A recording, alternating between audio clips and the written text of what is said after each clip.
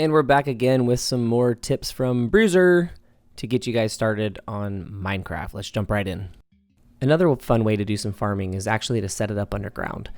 This allows you to set up your farm without having to leave your house to go out where the monsters are, so you can do some farming at night as well. As long as you have some torches placed around, they do need light to grow. In this case, I set it up with 3 rows of water. Could have only done 1 and still gotten the same effect. Actually would have gotten more wheat.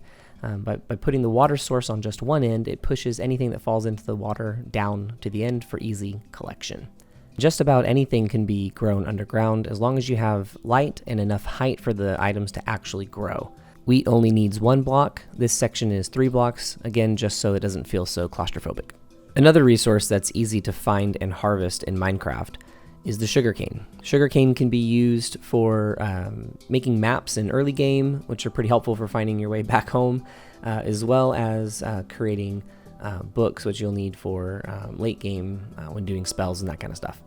It usually grows near larger bodies of water, and they can be grown either from the bottom, or if you just cut off the top pieces, the bottom will regrow. So you don't have to harvest it all and replant completely. Unlike wheat, the sugarcane has to grow directly next to water. So when you create it, you're going to have to create a row of water, or there's a grid pattern you can do that requires a lot more water. And I'm using the same technique where the water flows all to the end, so when you harvest it, it flows down to one spot. And as you can see here at the end, I cannot place any more because there are no water blocks next to the grass blocks. Another resource you're going to need a lot of is wood. If you find a tree nearby, you can chop it down, and as soon as you get rid of all of the wood, the leaves will start to disappear, and you're going to get saplings and some other stuff fall. Usually sticks from birch, or you can even get apples from an oak tree, which doesn't make any sense. Trees need a proper amount of space in order to grow, and they need light. So I created a grid pattern that gives 5 spaces for each tree to grow, and if you don't have enough space, the tree will actually not grow. Not all of them will grow because they're going to be choking each other out. So they need to have enough space, and they need to have enough vertical space. In this case, birch trees grow pretty much the same pattern, but they can grow either a short or medium or tall version of them. So as you can see here, we're laying out the grid pattern. There's plenty of light, and after just a few in-game hours, which in real time is only just a few minutes, you can see that they're starting to pop into place. And I've got half my farm already grown.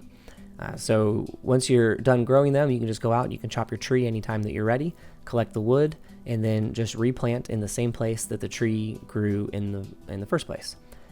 Like I said, birch is my favorite tree, and the same technique can go for oak, which requires more space because oak grows a little bit more variably. But pretty much any tree that drops saplings can be set up in a grid pattern. Some might have to be larger than others, but this is a way to get a tree farm. If customizing your items and other gear interests you, you're going to need to create dyes. I happen to spawn in near a desert, so I have access to cactuses, but be careful, you will literally get pricked. If you harvest cactus, which basically the only thing cactus is useful for is dye, you have to come into the furnace and smelt it down. Once you smelt it down, you get dye. In this case, I'm going to be dyeing a bed. The only way you can dye a bed is if you start with a white one. And I happen to have white wool, so I created a white bed. Now I'm able to dye the bed green. You can get a bunch of different color of dye, and we'll talk about that in a little bit. But now I have a green bed. Another thing you can do with dye is make tinted glass. Typically glass is just clear, but if you wanted to customize your home to match the surrounding environment, or you just have a project that you're working on that you want a different colored glass for, you can do that. And so to start, you'll get some sand, turn the sand into glass by smelting it, then you take the glass and you put it all around the outside, and you put the dye in the middle, and that'll give you 8 pieces of glass stained the way of the color dye that you have.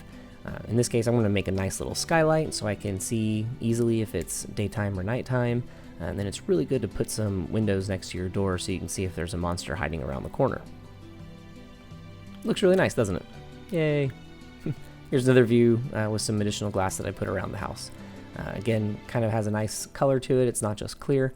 It looks pretty nice to me. And as I mentioned before, you can make dyes out of other things. The easiest to do is find flowers.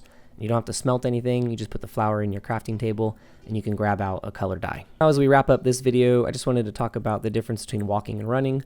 Walking uses a lot less energy, but of course it takes longer to get places. Running uses more energy, meaning that your food will deplete faster. So make sure that if you're going to be running around a lot, that you've got enough food to recover from all of the running, the energy loss. And that does it, guys. I hope this video has been helpful. I tried to keep it shorter this time, put in the same amount of tips, but not take 15 minutes. So this one should be a lot easier to watch, and I hope you guys enjoyed it. Let me know if you have any questions. And as always, I love you guys.